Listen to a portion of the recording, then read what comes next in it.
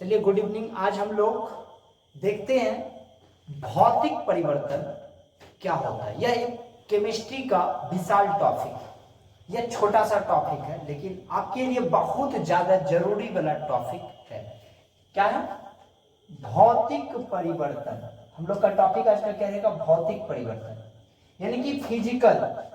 कौन सा change? Physical change.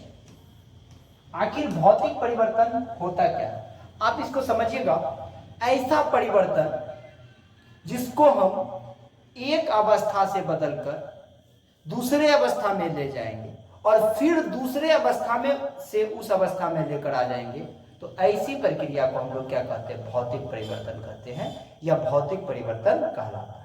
समझ में आ गया?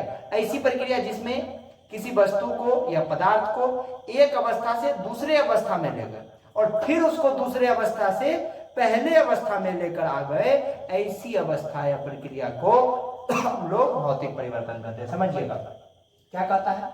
ऐसा परिवर्तन जिसमें किसी वस्तु को एक अवस्था से दूसरे अवस्था में ले जाने पर पुनः, किस अवस्था में? पुनः दूसरे से पहले अवस्था में ले जाया जा सकता है। क्या कहलाता है? भौतिक परिवर्तन कहलाता है। जैसे पानी का जमना, पानी यदि जमेगा तो फिर जाकर के, जम तो गया, बर्फ बन गया, फिर आप उसको पानी बना दीजिए, तो ऐसे परिवर्तन को क्या कहते हैं?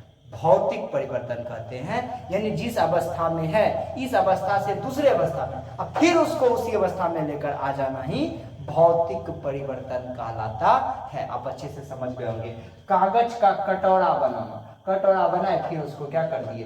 कागज बनाकर रख दिए। इसी परिवर्तन को हम लोग क्या कहते हैं? भौतिक परिवर्तन कहते हैं। अच्छा से हो गया होगा।